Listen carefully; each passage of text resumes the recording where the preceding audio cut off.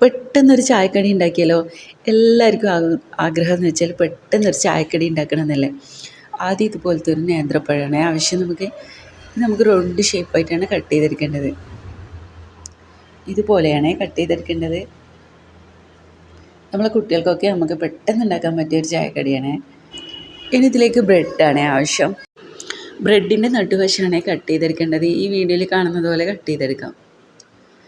ഞാൻ 6 പീസ് ബ്രെഡാണ് എടുത്തത്. നിങ്ങൾക്ക് ആവശ്യത്തിനനുസരിച്ച് ബ്രെഡ് എടുക്കാം കേട്ടോ.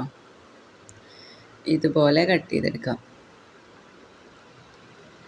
ബാക്കിയുള്ളതൊക്കെ നമുക്ക് ഇതുപോലെ തന്നെ കട്ട് ചെയ്തെടുക്കാം. ഇനി ഇതിലേക്ക് ആവശ്യമായത് 2 മുട്ടയാണ് എടുത്തത്. 2 മുട്ട നമുക്ക് ഇതുപോലെ പൊട്ടിച്ചൊഴിച്ച് കൊടുക്കാം. ഇനി ഇതിലേക്ക് മധുരത്തിന് ആവശ്യമായ പഞ്ചസാര ചേർത്ത് കൊടുക്കാം. ഞാനിതിലേക്ക് 2 സ്പൂൺ പഞ്ചസാരയാണ് ചേർത്ത് കൊടുത്തത്. നിങ്ങൾക്ക് മധുരത്തിനനുസരിച്ച് ചേർത്ത് കൊടുക്കാം കേട്ടോ. ഇനി ഇത് നന്നായിട്ട് മിക്സാക്കി എടുക്കണം. നമ്മൾ പഞ്ചസാരയൊക്കെ അലിയുന്ന രൂപത്തിൽ തന്നെ മിക്സാക്കി എടുക്കണം. ഇനി ഒരു പാൻ വെച്ചതിന് ശേഷം ഇതുപോലെ കുറച്ച് ഓയിൽ വെളിച്ചെണ്ണ ചേർത്ത് കൊടുക്കാം. കുറച്ച് മാത്രം ചേർത്ത് കൊടുത്താൽ മതിയേ.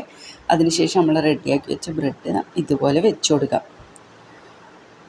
ഇത് ആക്കുന്ന സമയത്ത് ഫ്ലെയിമൊക്കെ നല്ലോണം കുറച്ച് വേണം ചെയ്തെടുക്കാൻ വേണ്ടിയിട്ട്. ഇനി ഇതിൻ്റെ മുകളിലായിട്ട് നമുക്കിതുപോലെ നമ്മൾ റെഡിയാക്കി വെച്ച പഴം ഇതുപോലെ വെച്ച് കൊടുക്കാം.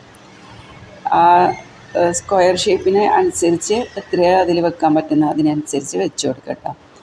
അതിനുശേഷം നമ്മൾ റെഡിയാക്കി വെച്ച മുട്ടൻ്റെ ഇതിൻ്റെ മുകളിലായിട്ട് ഇതുപോലെ ഒഴിച്ചു കൊടുക്കാം. കുറേയൊന്നും ഒഴിച്ചു കൊടുക്കണം, ഇങ്ങനെ കുറച്ച് അത്യാവശ്യം ഒഴിച്ചു കൊടുക്കാം. ഒഴിച്ചതിന് ശേഷം ഇതിൻ്റെ മുകളിലായിട്ട് നമ്മൾ നേരത്തെ കട്ട് ചെയ്ത് മാറ്റിയ ബ്രെഡിൻ്റെ പീസിലെ അതിൻ്റെ മുകളിലായിട്ട് വെച്ച് കൊടുക്കാം.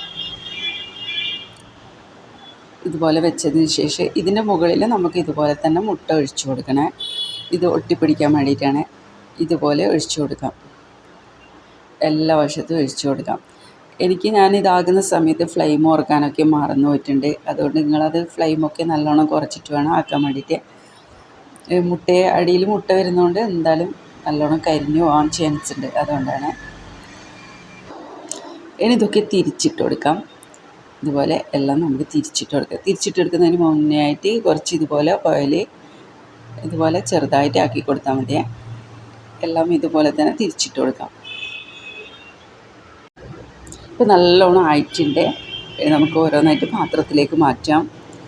അങ്ങനെ നമ്മുടെ അടിപൊളി ടേസ്റ്റിലും വളരെ എളുപ്പത്തിൽ ഉണ്ടാക്കാൻ പറ്റിയ ബ്രെഡ് കൊണ്ടുള്ള ചായക്കടി റെഡിയായി. ഈ വീഡിയോ നിങ്ങൾക്ക് ഇഷ്ടമായെന്ന് ഞാൻ വിചാരിക്കുന്നു. ഇഷ്ടമെങ്കിൽ ലൈക്ക് ചെയ്യാനും ഫോളോ ചെയ്യാനും ഷെയർ ചെയ്യാനും മറക്കരുത്. ഇതുപോലുള്ള നല്ല വെറൈറ്റി റെസിപ്പിയായിട്ട് വീണ്ടും കാണാം.